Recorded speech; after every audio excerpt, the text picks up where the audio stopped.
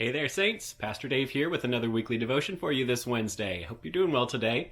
I'm going to share a quick meditation from A Quiet Mind by David Koontz about living spiritually. It's when you are really living in the present that you are living spiritually. Brenda Euland. Spiritual is a difficult word, and for that reason, many people avoid it.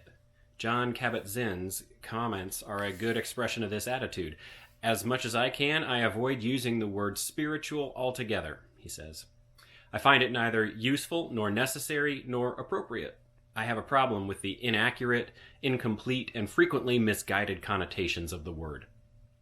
I respect this attitude and for a while espoused it. But most people continue to use the words spiritual and spirituality, and I cannot find others that take their place more effectively.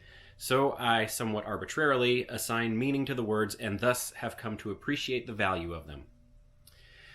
The meaning of spirituality that I choose to embrace, for it's not only my definition, is the meanings and values by which you live your life, combined with, for believers, the way you experience the divine. The combination of God, meanings, and values is spirituality. But of course, this does not exhaust the ways to define it, or indeed the ways to experience it, thus the value of the doubters. I'm drawn to Brenda Euland's expression above. The whole quote is, "It is when you are really living in the present, working, thinking, lost, absorbed in something you care about very much, that you are living spiritually." I like that very much. Michelangelo expressed it this way, "It is well with me only when I have a chisel in my hand." It's exactly during those moments when your meanings and your values and your awareness of God combine to create the energy that takes charge of your time that you live life to the fullest. Saints, do you think of yourself as a spiritual person? I know that can be a hard question to answer. I honestly, myself, sometimes I would say no. And it comes down to how you define that word spiritual. It's a tricky one. What does it really mean to you? You know, if you think of a spiritual person as someone who really has a serenity about the things of God, who has all the answers, who feels like they have it all figured out, yeah, I'm not spiritual in that sense.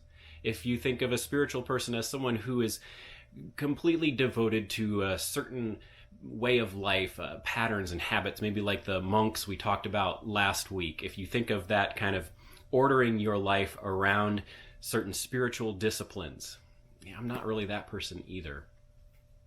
Am I a spiritual person?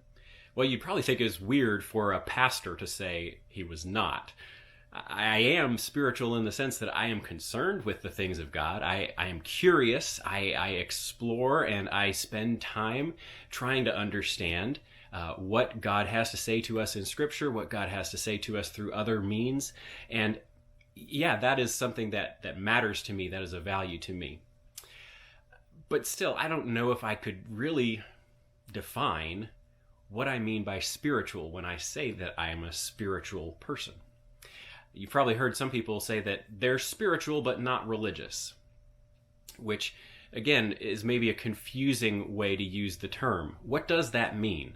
Someone who is interested in God but not in the church or not in traditional expressions of faith? I would say that you can't really remove God from the church, or you can't really remove the church from a proper understanding of who God is and how he works in the world. And so if you just don't want to be involved in church, but you don't really want to say that, you might use that phrase, "I'm spiritual but not religious." Maybe that's a cynical way for me to look at it, but I do struggle to understand what people mean when they say something like that. I like the definitions that David Koontz has offered here, talking about the combination of God, meanings, and values that we put together to define our spirituality. But still, it's a tricky one. There is no word in Hebrew that equates to what we translate as spiritual.